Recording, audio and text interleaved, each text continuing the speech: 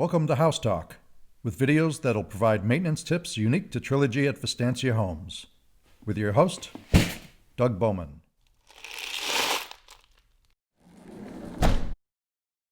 Hello and welcome. Today we're going to talk about cutting the cord and moving to an over-the-air antenna. Like Americans everywhere, Trilogy homeowners are tired of paying big cable bills and paying for content that they never watch. I hear this all the time. While cutting the cord eliminates the big monthly bill, it's only part of a bigger solution that has to be addressed. Getting rid of your cable provider usually means you'll lose equipment as well. Your DVR will most likely disappear, which means you'll have to figure out how and if you're going to record shows. You'll have to figure out how and if you want to stream networks like Netflix and Prime, and if you'll need new equipment to accomplish this. The most painless solution that will get you back up and running with the least amount of cost is the old school of home antennas. You grew up with them, and actually they never left. In fact, they've gotten much better. So that's where we'll spend our time today, getting you up and running with free local over-the-air content. Antennas today are smaller, lighter, more powerful, and even can get you high-definition broadcasts. So if this is something you've been wondering about, let's get going. So let's talk about this in a logical order. Will they work in Trilogy? Where should I aim an antenna? What channels can I get? Where do you put them? And some basics on how to install them. So do they really work in Trilogy? Absolutely. Trilogy's topography is well suited to receive excellent signals from Phoenix area transmitters. And this is true whether the antenna is installed outside or in your attic. In fact, all of the signals and stations you would expect to find all come from the same mountaintop in the South Mountain Range, about 31 miles away, which in antenna language is pretty close. These mountaintop transmitters are at an elevation of about 1,600 feet higher than Trilogy, so a lot of the low-level interferences don't get in the way. Where should I aim an antenna? The magic number is 140 degrees, which is southeast. This aiming may sound like a lot of work, but with a compass app on a phone, you can aim an antenna dead on. What channels can I get? If they're broadcasted, you should be able to get them. As you can see here, all of the major channels can be received in high definition, as well as dozens of local channels in standard definition. Now before you get carried away, I'll tell you that even the best antenna and signal can be impacted by crappy weather. I will tell you that not every location around your house is perfect for an antenna's reception. It's not uncommon to spend as much time finding the best location for an antenna around your house than it takes to install it. But once it's installed and properly aimed, there's not much follow-up adjusting required. Mine's been installed for 4 years and I've never had to adjust it. So where do you put an antenna? Well, higher is better, but I've had great luck mounting an antenna on a trash enclosure just a few feet above the ground. One of the best investments I made long ago was to buy a 100-foot long Coax cable that would allow me to test an antenna all around the outside of the house and also in the attic. This way you can use your TV to scan for channels before permanently mounting an antenna. On my last scan, I got over 100 channels, but personally, I only watch about 10 of them. Let's start off by understanding what the Trilogy design guidelines say about antennas, specifically outside antennas. It basically says you have the right to have one. It should be less than 1 meter in size. You should be a good neighbor and hide it, or landscape around it so your neighbor can't see it, unless that prevents you from getting a good signal. Antennas mounted on a mast shouldn't exceed 12 feet above your roof. Antennas and masts should be painted if they don't blend in. You should install antennas per the manufacturer's instructions, and also they should be grounded. And once they're installed, the homeowner should notify the HOA with written notice that an antenna has been installed. By the way, these rules are the same rules that apply for satellite dishes as well. It goes without saying, an attic installation is the easiest installation from a design guideline point of view, but an outside installation may be quicker and result in a better signal. Now let's get into some installation scenarios. At the end of this presentation, I'll list an indoor and outdoor antenna that'll work in Trilogy. The wiring for TVs hasn't changed much in 50 years. An RG6 coax cable connects directly from your antenna to your TV, and almost all TVs still accept an antenna input. If you're trying to drive 2 TVs, you'll need a 2-to-1 splitter. 3 TVs, a 3-to-1 splitter, and 4 TVs, a 4-way splitter. You can pretty much buy a splitter for as many TVs as you could possibly end up having.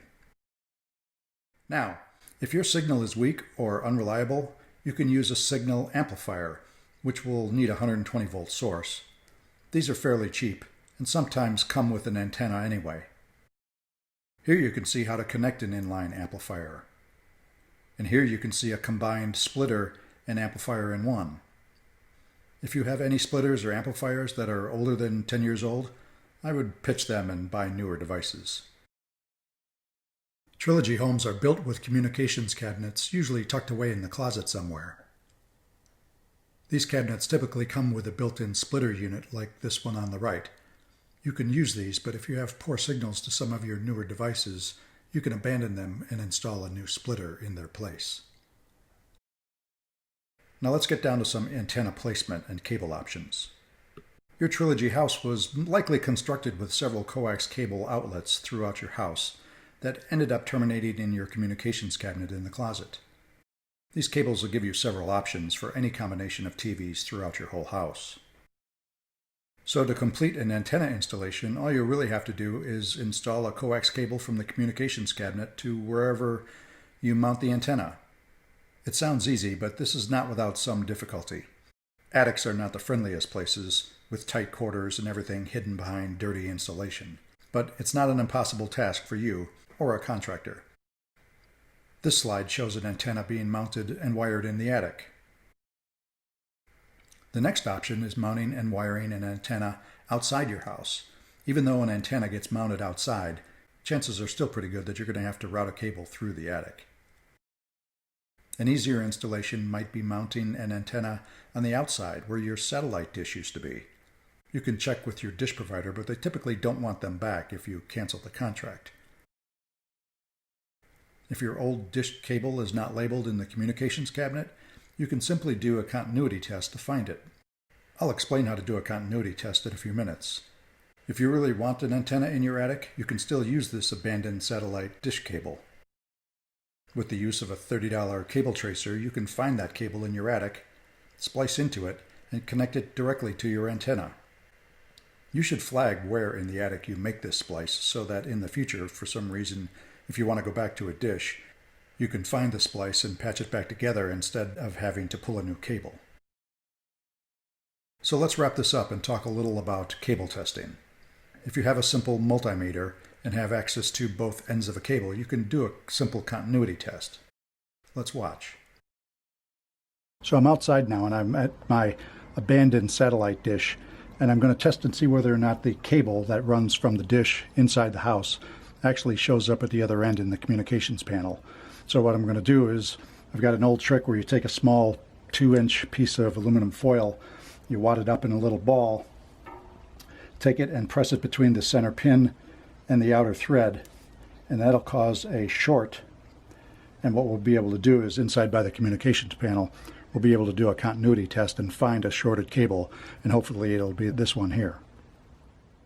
Okay, we're going to use a multimeter to check for continuity through the coax cable that we just identified and shorted with the foil outside.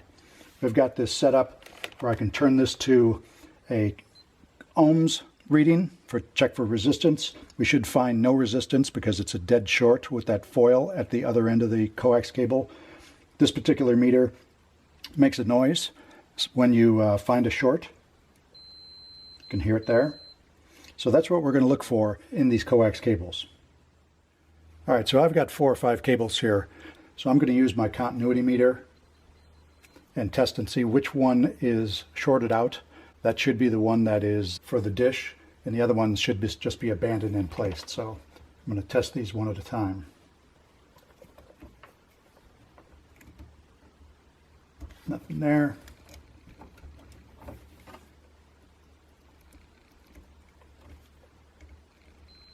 Oh, there we go. Second one. That never happens. Yeah, that's unmarked. So I'm going to go ahead and mark this, and this will be the other end of the cable that I'll be using for my antenna. If you want to find the middle of a cable run, you'll need a cable tracer. Both a multimeter and a cable tracer can be bought at Harbor Freight fairly cheaply. Here's how to use a cable tracer. All right, now we're going to perform a tracer test. I'm going to put a signal on the cable that we identified earlier. I'll do that right now so you can see. I'll turn this on.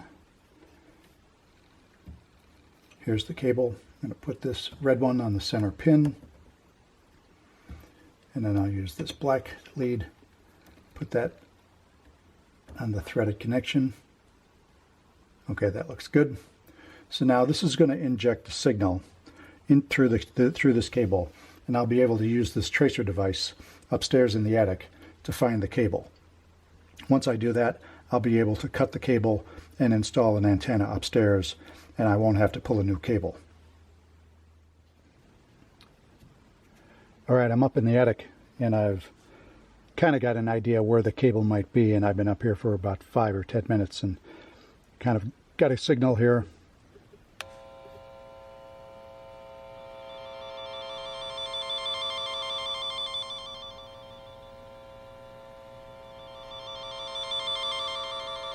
So it's right along this 2x4 here, and if I go into the insulation,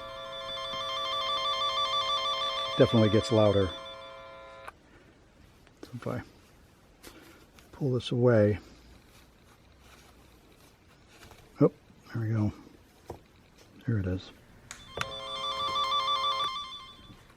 Oh, here it is. Right there. To install an antenna in your attic, splicing into an unused cable is the easiest route to take for sure. It minimizes having to pull new cables from your antenna down through your already crowded walls to the communications cabinet. If you're thinking about cutting the cord and installing an antenna, here's a list of several items that you might need. Both of these antennas work great in Trilogy and can be purchased on Amazon. Coax RG6 cables are usually sold in 25, 50, and 100-foot lengths, so you may want to measure yours out before you make a purchase. If you need an inline female splice to tie 2 coax cables together, they're commonly available and relatively cheap. These cable straps work great in the attic, but I wouldn't use them outside in the direct sun. You'll need some metal straps outside. If while pulling a cable you drill a hole from the ceiling up to the attic, you'll need to plug that with a fire stop caulk. And lastly, splitters, amplifiers are fairly common. All of these items, with the exception of the antennas, can be purchased at Lowe's or Home Depot. Well, I hope you liked this video. If you think it's too much to do yourself, there are a few technicians and contractors in the Trilogy area that are willing to help you with this type of installation. Just search on My Trilogy Life or Nextdoor. Well, thanks for watching. Feel free to subscribe to my House Talk channel, and don't forget to hit the like button.